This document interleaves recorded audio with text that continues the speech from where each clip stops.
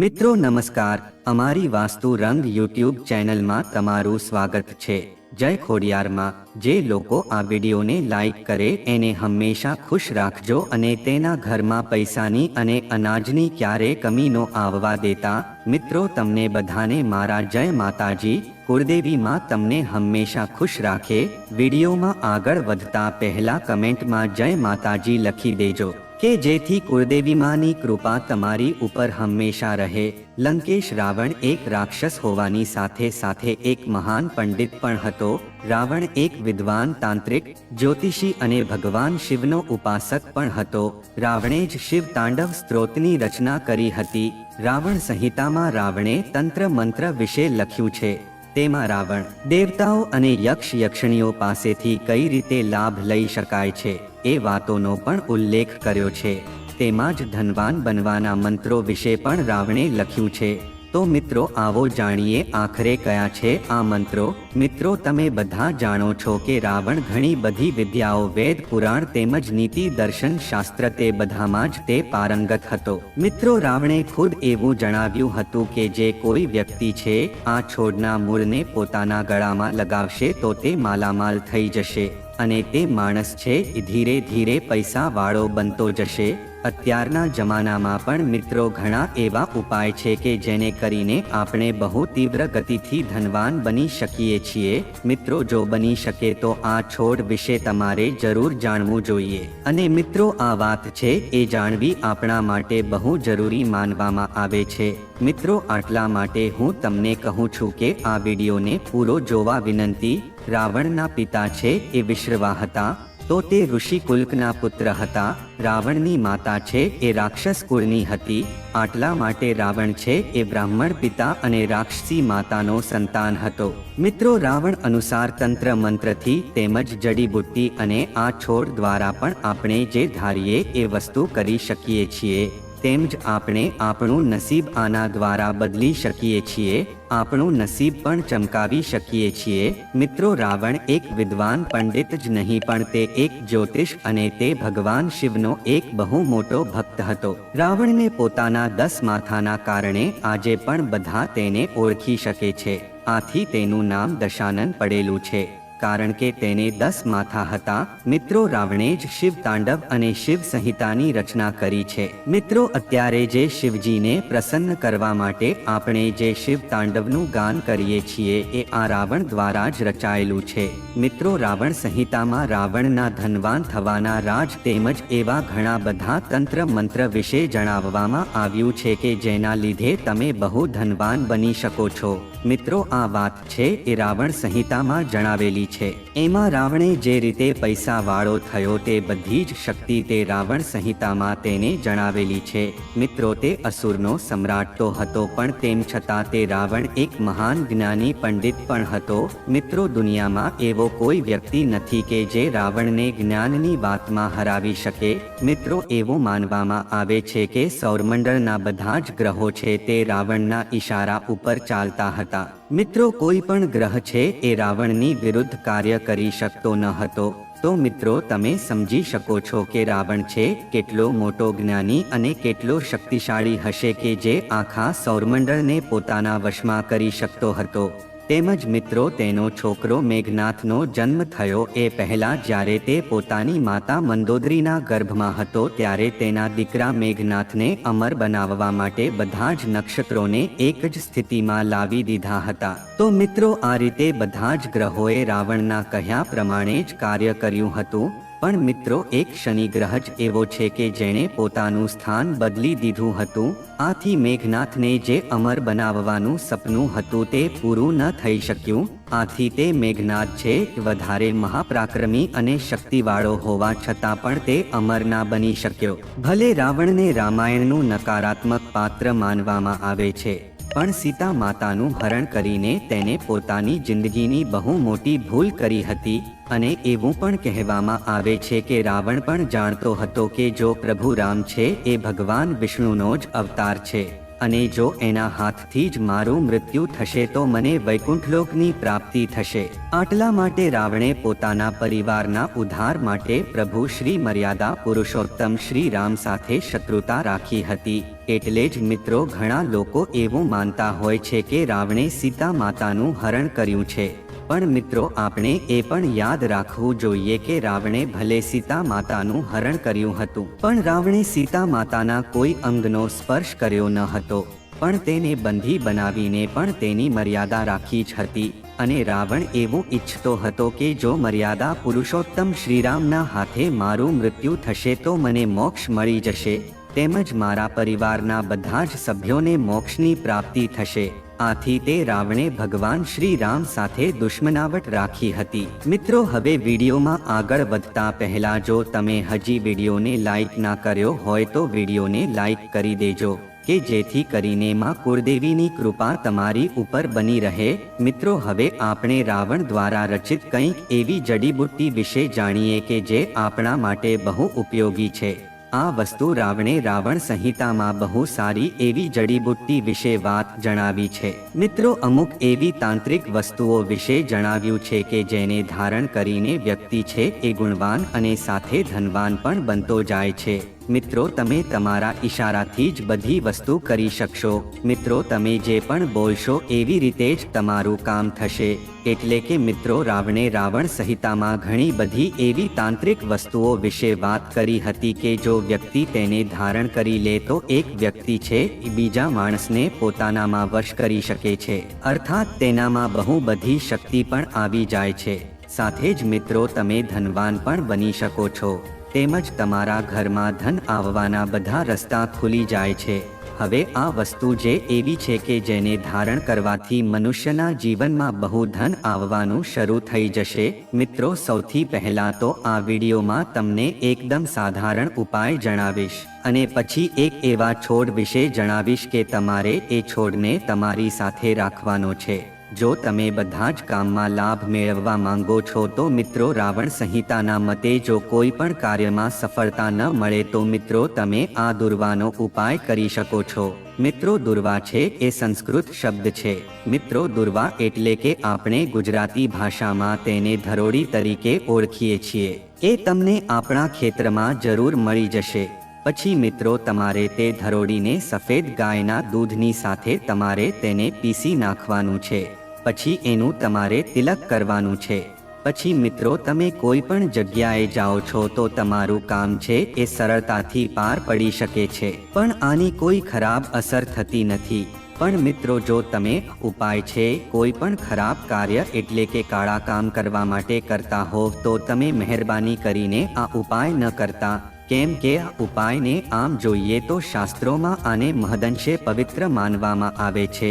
તો મિત્રો જો તમારી શ્રદ્ધા સાચી હશે અને તમારા વિચારો સારા હશે તો જ આ ઉપાય તમને કામ લાગશે. તેમ જ મિત્રો જો તમને તમારા વ્યાપારમાં એટલે કે તમારા ધંધામાં જો તમને નુકસાન થતું હોય તેમજ તમારા ઘરમાં પૈસાની કમી હોય તો તમારે આ કુબેર મંત્રનો જાપ જરૂર કરવો જોઈએ. મિત્રો આ જાપ છે એ સાચા મન અને પૂરી શ્રદ્ધાની સાથે આ મંત્ર તમારે બોલવો જોઈએ. મિત્રો આ મંત્ર છે એનો તમારે 108 વાર જાપ જરૂર કરવો જોઈએ. આ મંત્ર છે આ પ્રમાણે છે: ઓમ યક્ષાય કુબેરાય વૈશ્રવણાય ધનધાન્ય દીપ્તે ધન ધાન્ય સમૃદ્ધિ મે દેહી દાપય સ્વાહા. જો મિત્રો તમે આ મંત્રનો જાપ છે એ હોળી અથવા તો દિવાળીમાં તમે આ મંત્ર વધારે કરો છો તો એનું ફળ તમને જલ્દી મળી શકે છે. તેમજ આ મંત્ર બોલવાથી મિત્રો ખાલી 3 જ મહિનામાં તમારા ઘરે એટલું ધન આવશે કે જેવું તમે ક્યારે વિચાર્યું પણ નહીં હોય. તેમજ આ મંત્રને બિલીના વૃક્ષ પર બેસીને 1 મહિના સુધી દરરોજ 1000 જાપ કરો. જ્યારે આ જાપ પૂરા થઈ જાય તો બ્રાહ્મણો અને કુંવારી કન્યાઓને ભોજન અવશ્ય કરાવજો. તેનાથી ધન સંબંધી સમસ્યાઓ દૂર થઈ જશે. તેમજ મિત્રો આ મંત્ર બહુ ઉપયોગી માનવામાં આવ્યો છે. આ મંત્રનો જાપ 1.5 મહિના સુધી એક જ સ્થાન પર એક જ સમયે દરરોજ કરવાથી તરત જ ફળની પ્રાપ્તિ મળે છે. તેમજ તમારું ખોવાયેલું ધન, ઉધાર આપેલું ધન તમને પાછું મળી જશે. મિત્રો રાવણ સંહિતા અનુસાર આ મંત્ર છે એને આપણે 3 મહિના સુધી રોજ આપણે 108 વાર સુધી જાપ કરવાનો છે. અને જો મિત્રો 108 વાર તમે આ મંત્ર બોલો છો તો એવા વ્યક્તિના ઘરમાં કુબેરજી તેમજ માતા લક્ષ્મી છે એ દોડતા આવી જાય છે. પણ મિત્રો આ મંત્ર જાપ તમે જો કરો છો તો તમારે તમારા હાથમાં અથવા તો તમારા પૂજાના સ્થાનમાં એક કોડી રાખવાની છે અને પછી જ આ મંત્રનો જાપ કરવાનો છે. અને પછી જો 3 મહિના પૂરા થઈ જાય અને પછી જે તમારા હાથમાં જે કોડી છે કોડીને તમારે તમારા પૈસા મૂકવાની જગ્યાએ મૂકી દેવાની છે. મિત્રો એવું માનવામાં આવે છે કે આપણા જીવનમાં આવું કરવાથી આપણા જીવનમાં ક્યારે પણ પૈસાની કમી નથી રહેતી. મિત્રો આવું હું નથી કહેતો, પણ આ વસ્તુ છે એ રાવણ સંહિતામાં બિલકુલ ચોખ્ખા શબ્દોમાં જણાવવામાં આવેલી છે. મિત્રો હવે આપણે જાણીએ કે રાવણ સંહિતા અનુસાર એવી કઈ વસ્તુનો છોડ છે કે જેને આપણે સાથે રાખીને આપણા નસીબને બદલી શકીએ છીએ, તેમજ આપણે આપણા ખરાબ સમયને સમાપ્ત કરી શકીએ છીએ, તેમજ આપણા નસીબને આપણે ચમકાવી શકીએ છીએ. એમાં પહેલી વસ્તુ મિત્રો એ આવે છે કે જે કાળો ધતુરો છે. રાવણ સંહિતાના અનુસાર રાવણ છે બહુ મોટો તાંત્રિક હતો. જેટલા પણ વ્યક્તિની સમાજમાં દુર્ઘટના જે થાય છે, તેમજ માન સન્માનની હાનિ થાય છે, તેમજ પોતાના જીવનમાં તરક્કી નથી મળતી અને વ્યક્તિ જો હેરાન થઈ જાય છે તો આ બધી વસ્તુ શનિના કારણે થાય છે. તો મિત્રો એવું માનવામાં આવે છે કે જે કાળો ધતુરો છે, કાળા ધતુરામાં ભૈરવ દાદાનો વાસ હોય છે, તેમજ આને ભગવાન શનિદેવનો વાસ માનવામાં આવે છે. વ્યક્તિ જો પૈસાવાળો બનવા માંગે છે, તેમજ માન સન્માન પ્રતિષ્ઠા મેળવવા માંગે છે, તેમજ તમે રાજકારણમાં જોડાયેલા હો તો તમે એવું ઈચ્છો છો કે બધા માણસો છે તમારી વાત માને, તો એવા વ્યક્તિને કારણે ધતુરો પોતાની પાસે રાખવો જોઈએ. અને તેને કેવી રીતે રાખવો જોઈએ અને કેમ રાખવો જોઈએ અને એના માટે દિવસ કયો આપણે પસંદ કરવો જોઈએ, તો રાવણ સંહિતા અનુસાર મિત્રો આ કાળો ધતુરો શોધવો એ થોડોક દુર્લભ છે. કારણ કે આ વસ્તુને માતા પાર્વતીનું જ સ્વરૂપ માનવામાં આવે છે. જે કોઈ વ્યક્તિ કાળો રંગ ધારણ કરે છે તો એ વ્યક્તિને માતા આદ્યશક્તિની કૃપા પ્રાપ્ત થાય છે. આવા વ્યક્તિના શરીરમાં સંમોહનની સિદ્ધિ છે એ વધી જાય છે. તેમજ મિત્રો ડરપોક વ્યક્તિ છે એ પણ જો આ વસ્તુ રાખે તો એ માણસ પણ સાહસી બની જશે. એ વ્યક્તિમાં લક્ષ્મીજીની કૃપા આવી જાય છે, તેમજ એ જગ્યા ઉપર લક્ષ્મી છે એ સામેથી આવે છે. તેમજ બીજી વસ્તુ મિત્રો કાળી હળદર છે. આ વસ્તુ છે એ માર્કેટમાં સૌથી વધારે વેચાય છે અને આ કાળી હળદરને તાંત્રિક વિધિમાં બહુ આનો ઉપયોગ થાય છે. આ કાળી હળદરને સાક્ષાત મહાકાળી માનું સ્વરૂપ કહેવામાં આવે છે. જે કાળી હળદર હોય છે અને જો આ વસ્તુ તમને ઓરિજિનલ મળી જાય તો મિત્રો ચાલતી ટ્રેનને પણ તમે રોકી શકો છો. અને જો આ વસ્તુ મળી જાય તો એવું માનવામાં આવે છે કે તમે બંધ તાળાને પણ ખોલી શકો છો. અને આની જેમ પણ ઘણી બધી પ્રકારની તાંત્રિક વિધિ કરવામાં આવે છે અને આ બધી જ વસ્તુ આપણા ધાર્મિક ગ્રંથોમાં લખેલી છે. અને આ કાળી હળદરથી માણસ ધનવાન પણ બની શકે છે. મિત્રો અમે તમને બધાને જણાવવા માંગીએ છીએ કે રાવણ સંહિતા અનુસાર કાળી હળદર છે એ જો કોઈ પણ વ્યક્તિ ધારણ કરી લે છે તો એ વ્યક્તિ ઉપરથી જે કોઈની ખરાબ નજર છે એ હંમેશા માટે જતી રહે છે અને એ માણસની રક્ષા છે એ મહાકાળીમાં કરે છે અને તે વ્યક્તિની આધ્યાત્મિક રીતે ઉન્નતિ થાય છે. એવા વ્યક્તિના જીવનમાં જો કોઈ પણ વસ્તુનો અભાવ હોય તો તે બધી જ વસ્તુ તેને પ્રાપ્ત થવા લાગે છે. અને જો તમને કોઈ ગ્રહ નડતા હોય અને તમે તેનાથી હેરાન થાવ છો તો મિત્રો આ કાળી હળદર તમારે તમારી પાસે રાખવાની છે. મિત્રો આના પછી ત્રીજી વસ્તુ છે એ કપાસ છે. આ વસ્તુ મિત્રો તમને આસાનીથી મળી જશે.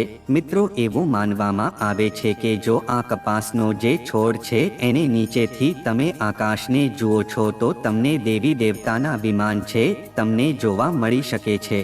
મિત્રો આ કપાસ છે એની નીચેથી જે દેવી દેવતા જોવા મળે છે. આવું આપણા તાંત્રિક પુસ્તકોમાં સાચા શબ્દોમાં જણાવવામાં આવ્યું છે. મિત્રો આ કપાસ તમારી પાસે રાખવાથી તમને માતાજીના આશીર્વાદ મળે છે. તેમજ આ કપાસનો જે છોડ છે એમાં બહુ બધી દેવી શક્તિ હોય છે. તો મિત્રો હવે આપણે જાણીએ કે આ કપાસના છોડને આપણે કેવી રીતે ધારણ કરવાનો છે. તો મિત્રો કોઈ પણ જે શુભ દિવસ હોય છે, જેમ કે કોઈ પણ પવિત્ર તહેવાર હોય છે, તો શુભ મુહૂર્તમાં એક દિવસ પહેલા મિત્રો આપણે આ કપાસના છોડને નિમંત્રણ આપીને આવવાનું છે।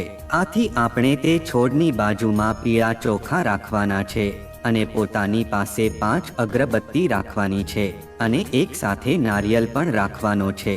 આના પછી આપણે અગરબત્તી જગાવવાની છે। આના પછી તે નારિયેળ છે એ ત્યાં વધેરી દેવાનું છે। જે કોઈ પણ જે છોડ લાવવા માંગે છે તો તમે એ છોડને તમે નારિયેળ વધેરી શકો છો, તેમજ તમે ચોખા પણ ચડાવી શકો છો। અને પછી તમારે એ છોડને તમારે પ્રાર્થના કરીને એમ કહેવાનું છે કે હું તમારા છોડનો પ્રયોગ કરવા જઈ રહ્યો છું। આ વસ્તુ છે એ તમારે પ્રયોગ કર્યા પહેલા બોલી દેવાની છે। પછી મિત્રો તમારે તે છોડને એવી રીતે પ્રાર્થના કરવાની છે કે હું તમને કાલે સવારે સૂર્યોદય પહેલા હું તમને લેવા આવીશ। મિત્રો આપણે હવે આવી રીતે એ છોડને પ્રાર્થના કરવાની છે। પછી તમે ભલે કોઈ પણ છોડનો પ્રયોગ કરવા માંગતા હો, જેમ કે કપાસનો છોડ હોય કે પછી કાળા ધતુરાનો છોડ હોય કે પછી કાળી હળદરનો છોડ હોય, તો આપણે એ છોડને સૌથી પહેલા તેને પ્રાર્થના કરીને અને તેની અનુમતિ માંગીને આપણે તેને લેવાનો છે। અને સાથે આપણે એવી પણ પ્રાર્થના કરવાની છે કે પછીના દિવસે અમે તમને સૂર્યોદય પહેલા તમને લેવા આવશું। આથી મિત્રો એવું મનાય છે કે તમે તે છોડને માન સન્માન આપ્યું છે કે જેથી કરીને તે તમને કોઈ શ્રાપ આપી ન શકે, કારણ કે તે છોડમાં પણ એક જીવ હોય છે। આથી આપણે પણ તેની અનુમતિ વિના આ પ્રયોગ ન કરવો જોઈએ। પછી તમારે સવારે સ્નાન કરીને પછી એ છોડ પાસે જવાનું છે। પણ મિત્રો તમારે આ વસ્તુ કરતા પહેલા એક વસ્તુનું ખાસ ધ્યાન રાખવાનું છે કે આ વસ્તુને આપણે કોદાળી કે પાવડા દ્વારા આ છોડને લેવાનો નથી, પણ તમારે બસ હાથથી જ આ છોડને ઘરે લાવવાનો છે। અને જો તમે જ્યારે આ છોડને ઘરે લાવો છો તો ત્યારે સૌપ્રથમ તમારે આ છોડને ગંગાજળથી એને સ્નાન કરી દેવાનું છે। તેની સાથે જ એની ઉપર દૂધ રેડી દેવાનું છે। પછી આપણે ધરોડી અથવા તો ચોખાથી આપણે જેમ પૂજા કરીએ છીએ એવી જ રીતે આની પૂજા કરવાની છે। આના પછી આપણે ચાંદીનું તાવીજ બનાવીને એમાં નાખીને પહેરવાનું છે। હું ચાંદીનું તાવીજ એટલા માટે કહું છું કારણ કે ચાંદીનું તાવીજ જે હોય છે એ બહુ ઠંડુ હોય છે। આ ચાંદીનું તાવીજ છે તમને નકારાત્મક શક્તિથી બચાવે છે। આથી તમારે આ ચાંદીના તાવીજમાં નાખીને આ ઉપાય કરવાનો છે કે જેથી કરીને તમારું નસીબ છે એકદમ ચમકવા લાગશે। મિત્રો આ વિડીયોમાં તમને જે પણ ઉપાય બતાવવામાં આવ્યા છે, ઉપાયને જો તમે નિયમોનુસાર કરશો તો તમારા જીવનમાં એવા ફેરફારો આવશે કે જેવું તમે ક્યારે વિચાર્યું પણ નહીં હોય। સાથે જ તમે બહુ પૈસાવાળા બની જશો। તો મિત્રો જો આ માહિતી તમને ગમી હોય તો વિડીયોને લાઈક કરી અને ચેનલને સબસ્ક્રાઇબ પણ કરી દેજો કે જેથી કરીને અમે રોજ વાસ્તુશાસ્ત્રને લગતા વિડીયો લાવતા રહીએ। તમારો દિવસ શુભ રહે। ધન્યવાદ મિત્રો।